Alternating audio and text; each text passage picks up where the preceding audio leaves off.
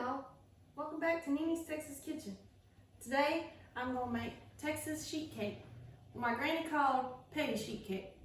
This is her recipe. She used to make it for us all the time when we were kids. So this cake has some dry ingredients, but you're going to boil the liquid ingredients that go into it, or at least part of them. So what I've got over here, I have my oven preheating to 350 and I have my prepared pan with shortening and flour in it. What I have over here is 2 sticks of butter, and then you need 1 cup of water that you add to it, and then you need 4 tablespoons of cocoa. You add all that together like so.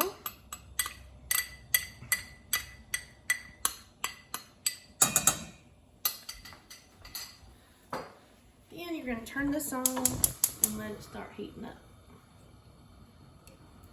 So you're going to cook all this till your butter melts and it starts to boil, and then once it's boiling, then you can turn it off.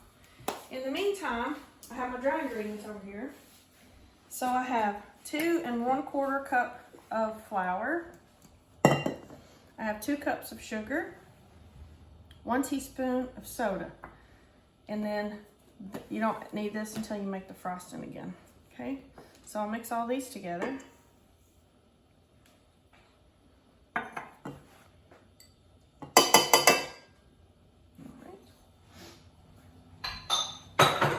It also calls for a teaspoon of vanilla, 2 eggs, and 1/2 cup of buttermilk. If you don't have buttermilk, which I didn't, you can use like just shy of a 1/2 cup of white milk and put 1 tablespoon of vinegar in it to sour your milk, and you can use sour milk instead of buttermilk. So that's what I did here. So it doesn't take very long. It's already starting to get hot, so my butter will start melting.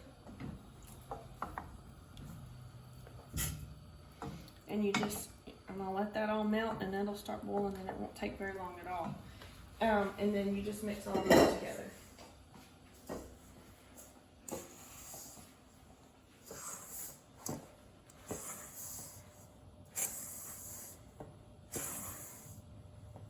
All right, so those are mixed together good enough.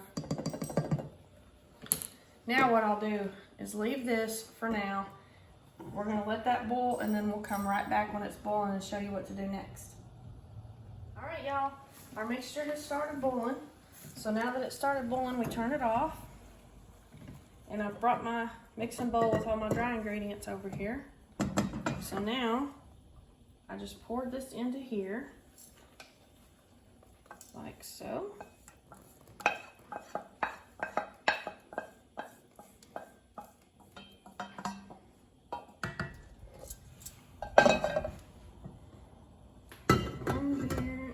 Do this by a hand mixer. I have done it most of my life by a hand mixer, but I'm going to start it out this way.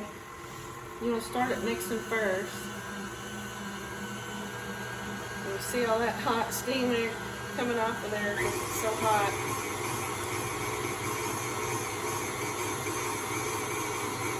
And then once you get it mixed just a little bit, go ahead and add your milk.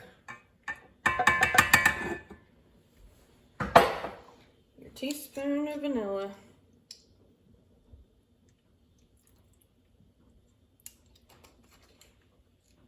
and your 2 eggs.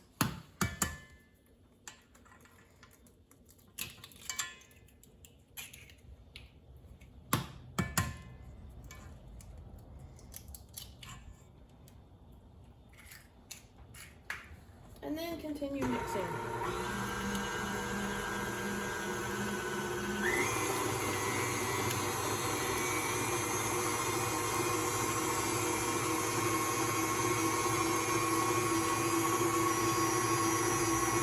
You want to add your hot boiling mixture to it first before you add your eggs and stuff in, so that when you pour that boiling mixture in, it doesn't cook your eggs. So they go in after the boiling mixture. And it doesn't take very long to mix it together. Once it's blended really well, about a minute or so, then you're ready to pour it in your pan.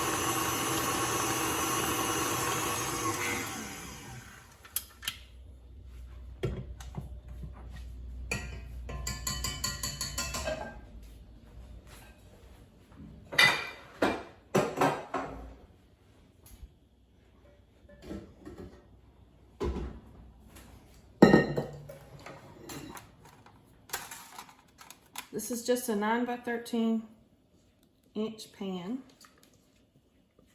And I'll just put my mixture in here, like so.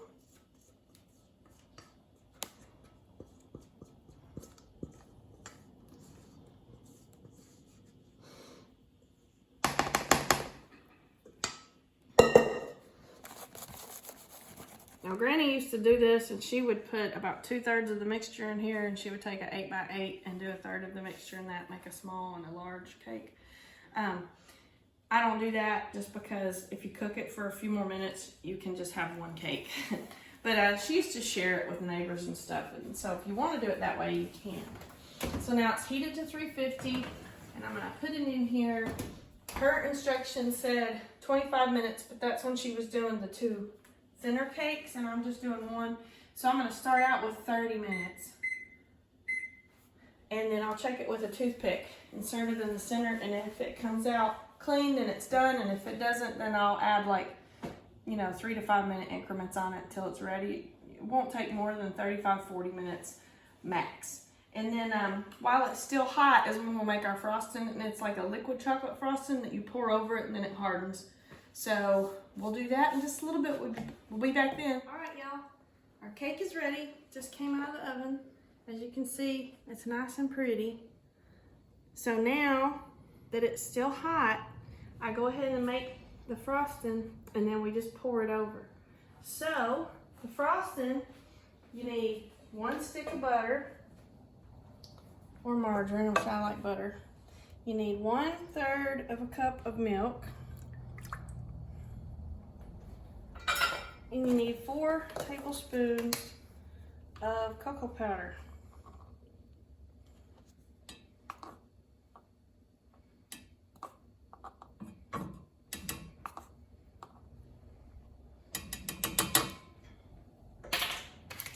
Now, the next part that you need is 1 teaspoon of vanilla and 16 ounces of powdered sugar. So for this one, you don't bring it to a boil. You just heat it up until it's hot and the butter melts. So you have to stir it the whole time because of that milk being in there. So I just turn it on to like medium, high heat. So it won't take that long. And I'm just gonna use my hand mixer to create the frosting. So it won't take very long.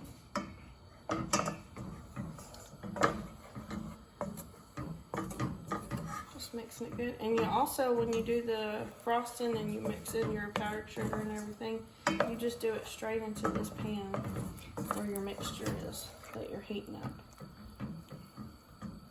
So I just heat this and melt my butter, and it's starting to melt, you can see.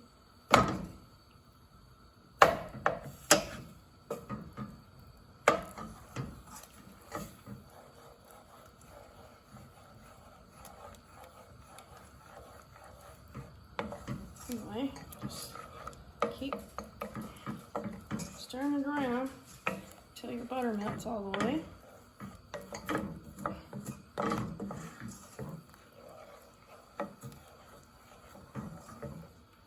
As you can see, it's starting to melt even more. It doesn't take long for butter to melt, especially when it's on a high heat like this.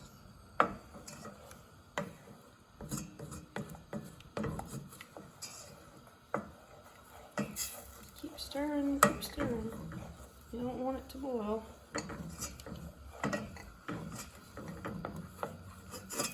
It starts to look like a more smooth chocolate mixture. Of course, it isn't sweet yet because I haven't added the sugar to it.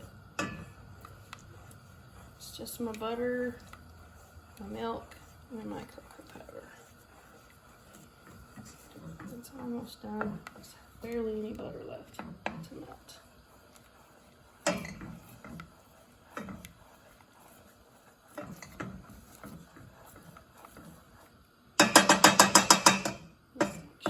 cocoa spoon.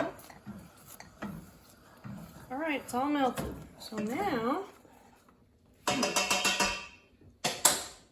melted. Come over here and we'll add 1 teaspoon of vanilla.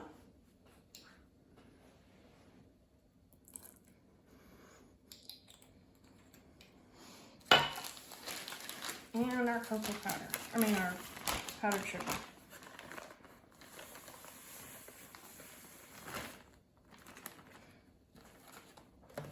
And mix it all up.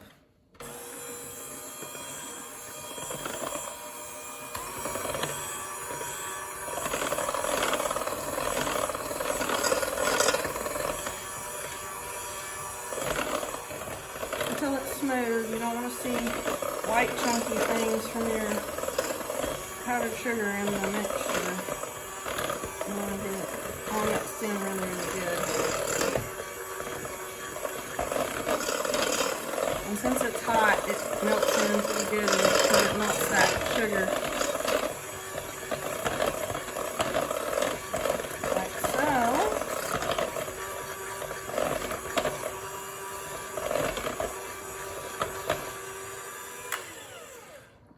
Part is done.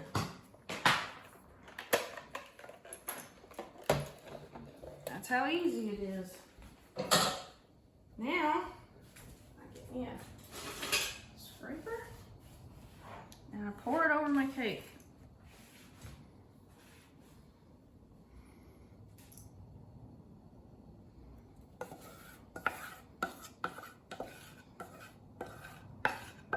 And it'll firm up as it sits on the cake and cools down.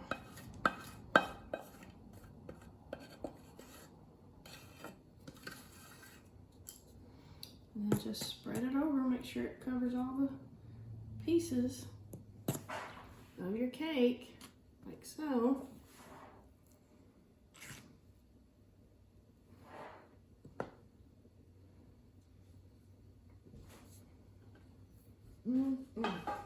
Frosting good.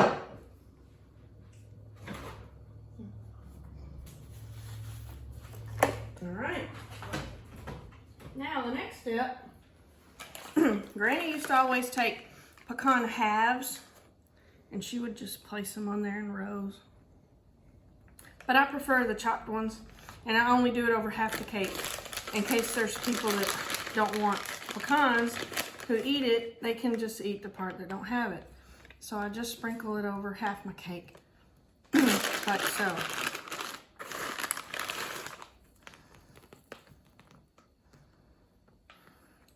And they can pick them off if they get through that piece and they want some more cake and it's got pecans on it. And that's all there is to it. And we let it cool. So our icing will firm up. So we'll come back once the icing is finished cooling down and we'll show y'all how it tastes. We'll see y'all in a little bit. All right, y'all, cake is ready. So I'm just gonna take a little small piece to try it and show y'all.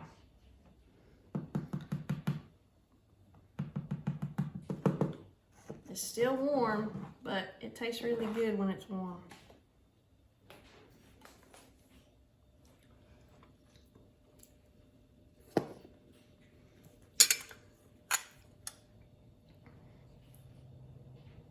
All right, let's give her a try.